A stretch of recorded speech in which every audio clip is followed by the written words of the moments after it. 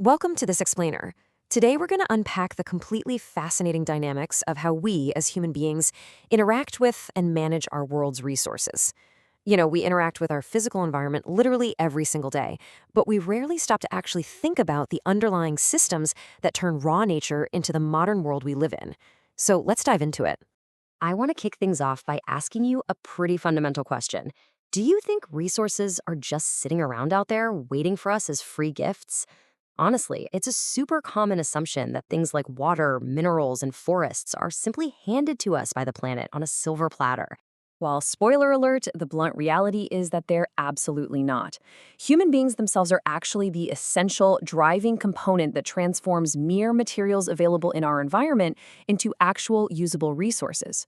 Think about it. Without human activity, without our direct intervention and use, a lump of coal buried deep in the ground or a rushing river is really just a part of the landscape. It's us. We are the ones who activate their potential. To really wrap our heads around this, here is our roadmap for today.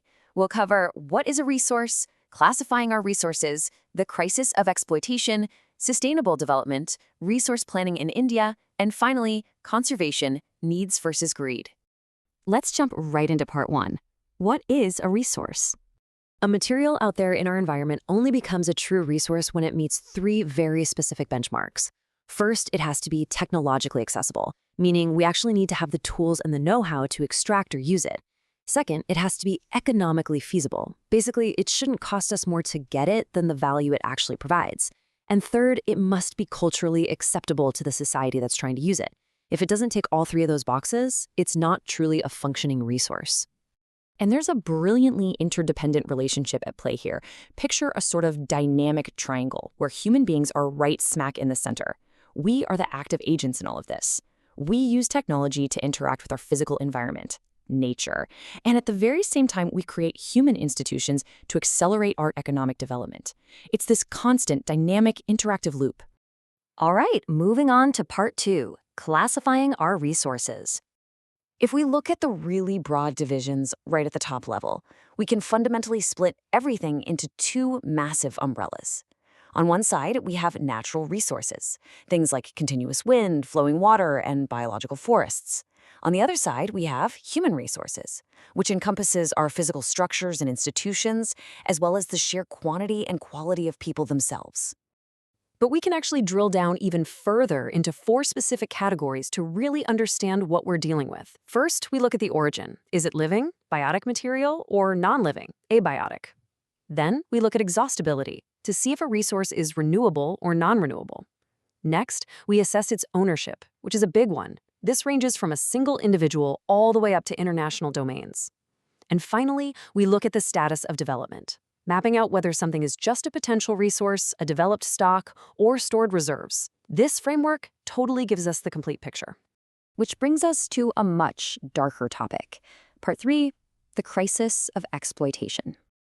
Remember that false belief we talked about earlier, that resources were just endless, free gifts? Well, because of that, we've used them incredibly indiscriminately. This reckless exploitation has dangerously divided our society into the rich and the poor, the haves and the have-nots, mostly by accumulating wealth in just a few very greedy hands. And worse still, it has simultaneously triggered massive ecological crises that literally threaten the whole planet. We're talking global warming, ozone layer depletion, widespread environmental pollution, and severe land degradation. It's a real mess.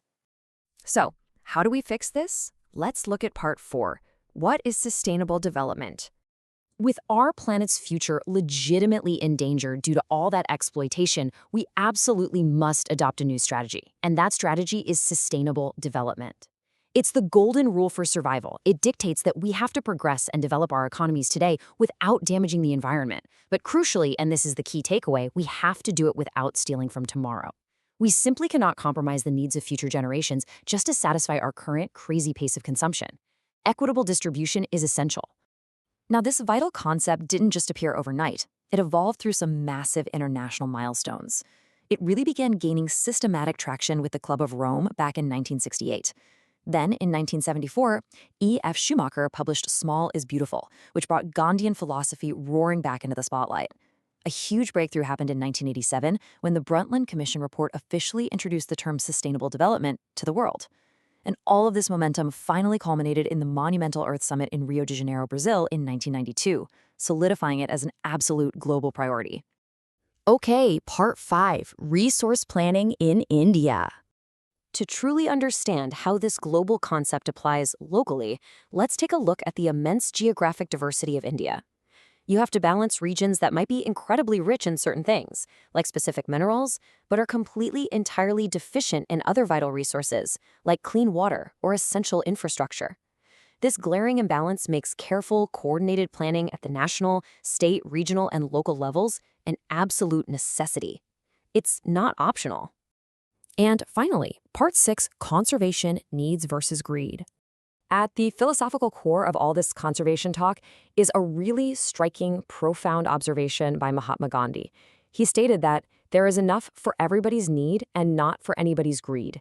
He was incredibly sharp in identifying selfish individuals and exploitative modern technology as the absolute root causes of our global resource depletion. It's a stark but beautiful reminder the Earth can totally sustain our survival, but it simply cannot sustain our endless unchecked desires. Building on that core idea, Gandhi famously advocated against mindless mass production. He argued strongly that instead, we need a system driven by production by the masses. This completely shifts the focus away from massive, resource-draining centralized factories and instead empowers people locally. It creates a balance that truly conserves our world while still providing for everyone.